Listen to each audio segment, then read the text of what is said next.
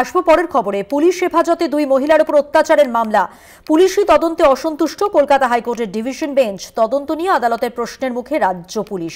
মামলার পরবর্তী শুনানি 22শে জানুয়ারি। আরো বিস্তারিত জানাচ্ছেন আমাদের সঙ্গে টেলিফোন লাইনে রয়েছেন আমাদের প্রতিনিধি পীযূষ কান্তি নাগ। পীযূষ কান্তি, কি খবর রয়েছে? দেখো, একটি বিজেপি সভা থেকে একটি মন্তব্যকে কেন্দ্র করে দুই মহিলাকে গ্রেফতার করা হয়েছিল, রেবেকা খাতুন এবং সোমা দাস। এই দুজনকে যখন গ্রেফতার করা হয় তাতে পুলিশি হেফাজতে নির্যাতন করা হয়েছে এমনটাই অভিযোগ নিয়ে কলকাতা হাইকোর্টের দ্বারস্থ হয়েছিল।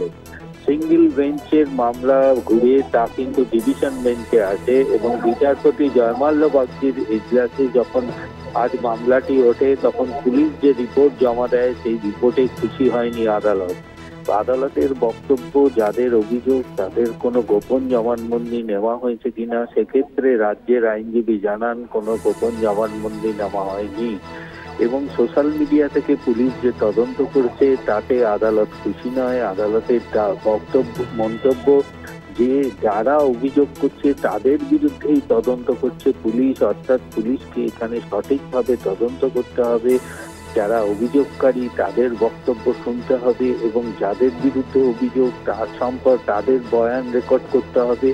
তদন্তের গতি প্রকৃতি যেভাবে হওয়া উচিত তা কিন্তু সেভাবে করছে না পুলিশ। তাই আগামী পুলিশকে ফের তদন্ত করে নতুন ভাবে রিপোর্ট জমা করার নির্দেশ দিয়েছেন বিচারপতি জয়মাল্য বাগচির ডিভিশন বেঞ্চ। 14 দিন পর মামলাটি ফের শুনানি, সেদিনকে রিপোর্ট দেখেই আদালত তার পরবর্তী সিদ্ধান্ত গ্রহণ করবে। মধুবন্তী, ধন্যবাদ। কথা বললাম আমাদের প্রতিনিধি পীযূষ কান্তি নাগের সঙ্গে।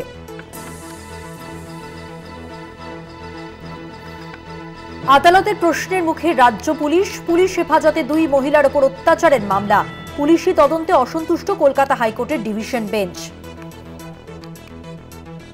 মামলার পরবর্তী শুনানি 22শে জানুয়ারি।